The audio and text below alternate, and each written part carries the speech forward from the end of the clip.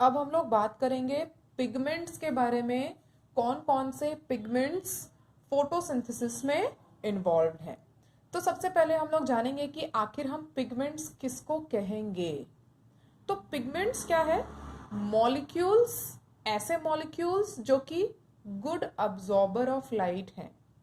Visible spectrum में या visible range में जो मॉलिक्यूल्स लाइट को रेडली अब्जॉर्ब करते हैं उनको हम कहेंगे दे आर पिगमेंट्स। तो ऐसे पिगमेंट्स जो फोटोसिंथेसिस में इन्वॉल्व होते हैं, सबसे पहला हम देखते हैं chlorophyll. Chlorophyll basically green pigments होते हैं और ये 7 टाइप्स के होते हैं। क्या क्या? Chlorophyll A, B, C, D, E, bacteriochlorophyll and bacterioviridin. दूसरा है कैरोटेनॉइड पिगमेंट। ये 2 तरह के होते हैं। पहला कैरोटीन्स जो कि ऑरेंज रेड कलर इंपार्ट करेंगे बेसिकली टू फ्लावर्स, फ्रूट्स। हम देखते हैं जो पपाया का कलर होता है येलो टू ऑरेंज शेड में, और ऑरेंजिश कलर में भी वो होता है। ऑरेंज का कलर हम देखते हैं वो ऑरेंज होता है, तो उसको ऑरेंज कलर कौन प्रोवाइड कर रहा है? Carotene pigment. इसी का जो सब कैटेगरी है, एक है ज़ैंथोफिल, येलो कलर का, जो ऑटम लीव्स होते हैं, यानी कि पत्तों में जो पीलापन हम देखते हैं ऑटम के सीजन में, वो किस पिगमेंट के थ्रू के वजह से होता है? ये ज़ैंथोफिल पिगमेंट के वजह से ही होता है। तीसरा हम देखते हैं फाइकोबिलिन्स। ये जो फाइकोबिलिन्स पिगमेंट है ये मेनली पाए जाते हैं ब्लू ग्रीन एल्गे में और रेड एल्गे में। ये भी 2 तरह के होते हैं। पहला है फाइकोसायनिन, इनमें पर्पल ब्लू कलर का पिगमेंट पाया जाएगा, और दूसरा है फाइकोइराइथ्रिन जिसमें रेड पिगमेंट पाया जाएगा। बहुत ही इंपॉर्टेंट बात जो नोट करने के लिए यहाँ पर वो ये है कि क्लोरोफिल जो है वो मेजर पिगमेंट है और ये ही रिस्पॉन्सिबल होता है सनलाइट को ट्रैप करने के लिए। बाकी के जितने पिगमेंट्स के बारे में हमने देखा, इनको एसेसरी पिगमेंट्स कहा जाता है। ऐसा नहीं है कि ये एसेसरी पिगमेंट्स है तो ये प्लांट को किसी भी तरह से मदद नहीं कर रहे हैं। एसेसरी पिगमेंट्स भी अलग अलग वेवलेंथ के लाइट को विजिबल स्पेक्ट्रम में अब्सॉर्ब करके उसको किसको दे देते हैं? क्लोरोफिल को ही दे देते हैं। जब हम क्लोरोफिल के स्ट्रक्चर की बात करें तो क्लोरोफिल में 2 चीजें हमें देखने को मिलेंगी। सबसे पहला क्या? Porphyrin head. उसका एक सर है जिसको हम पोरफायरिन हेड कह रहे हैं, और एक टेल है जिसको हम फाइटॉल कह रहे हैं। ये एक लंबा हाइड्रोकार्बन का टेल है, फाइटॉल। यहाँ पे एक और चीज नोट करना है कि जो टर्म क्लोरोफिल है वो 2 साइंटिस्ट के थ्रू दिया गया इन 1817, पेलेटायर एंड कैवन टाउ। ये 2 साइंटिस्ट थे जिन्होंने पहली बार क्लोरोफिल टर्म को हमारे सामने रखा। 2 मेन टाइप के क्लोरोफिल मॉलिक्यूल्स हम इस चैप्टर में पढ़ेंगे, chlorophyll A and chlorophyll B. अब हमारे सामने एक बहुत ही नया टर्म आ रहा है, बहुतों ने इसके बारे में सुना भी होगा, PAR, PAR, photosynthetically active radiations. तो फोटोसिंथेटिकली एक्टिव रेडिएशंस या पार क्या है? Visible spectrum of solar radiation. Sun क्या करता है? बहुत सारे रेडिएशंस भेजता है अपने में से, बहुत सारे रेडिएशन उसमें से निकलते हैं। तो उन रेडिएशन में से जो विजिबल स्पेक्ट्रम है, इसी विजिबल स्पेक्ट्रम को हम क्या कहेंगे? पार कहेंगे, फोटोसिंथेटिकली एक्टिव रेडिएशंस कहेंगे। और बेसिकली ये पार क्या है? वो अमाउंट ऑफ लाइट है जो कि अवेलेबल होता है फॉर फोटोसिंथेसिस। यही अवेलेबल होता है प्लांट्स के लिए।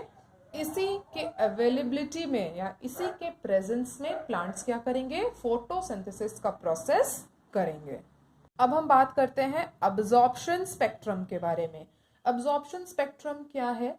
अब्जॉर्प्शन स्पेक्ट्रम रिप्रेजेंट करता है उस रेंज ऑफ वेवलेंथ को जो कि अब्जॉर्ब किया जाता है बाय पिगमेंट, या इसको हम दूसरे तरीके से इस तरह से कह सकते हैं कि अब्जॉर्प्शन स्पेक्ट्रम वो रेंज ऑफ वेवलेंथ है जिसको पिगमेंट्स बहुत ही आसानी से, बहुत ही एफिशिएंटली क्या कर पाते हैं, अब्जॉर्ब कर पाते हैं।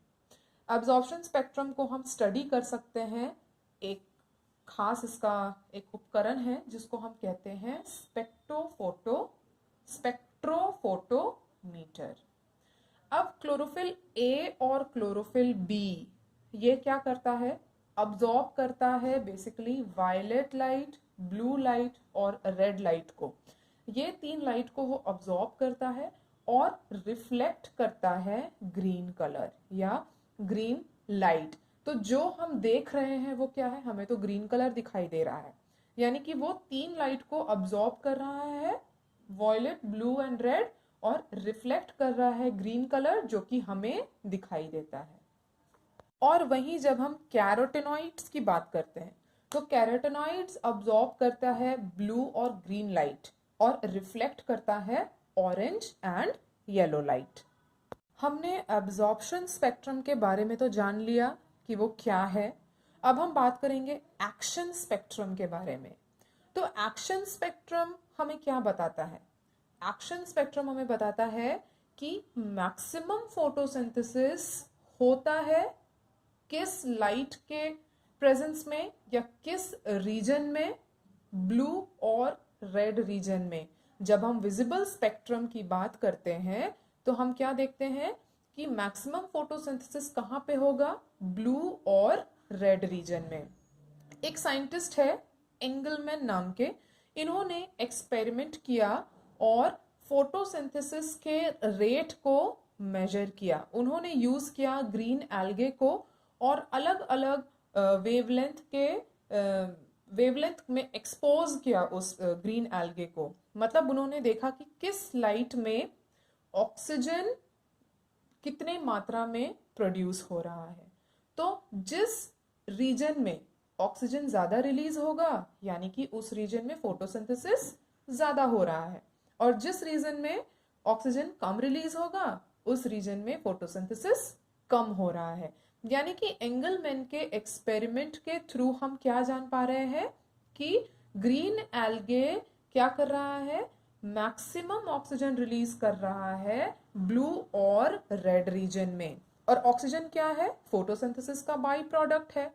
यानी कि हम यहाँ पे क्या कह सकते हैं, हमारा फाइनल कंक्लूजन क्या हो सकता है कि जितना ज्यादा बाई प्रोडक्ट होगा वो इंडिकेट करेगा कि उतना ज्यादा क्या हो रहा है, काम हो रहा है। कौन सा काम, फोटोसिंथेसिस का काम हो रहा है। इसीलिए यहाँ पे हम क्या कह सकते हैं कि एक्शन स्पेक्ट्रम जो है वो रेल की पटरी की तरह पैरेलल किसके साथ चलता है, अब्जॉर्प्शन स्पेक्ट्रम के साथ। ये इंडिकेट करता है कि जो फोटोसिंथेट फॉर्मेशन है, फोटोसिंथेसिस का प्रोसेस है, ये डायरेक्टली रिलेटेड होता है किससे, लाइट के अब्जॉर्प्शन से। जितना ज्यादा लाइट अब्जॉर्ब होगा उतना ज्यादा फोटोसिंथेसिस का प्रोसेस होगा, उतना ज्यादा बाई प्रोडक्ट ऑक्सीजन हमें मिलेगा। तो यही है एक्शन स्पेक्ट्रम।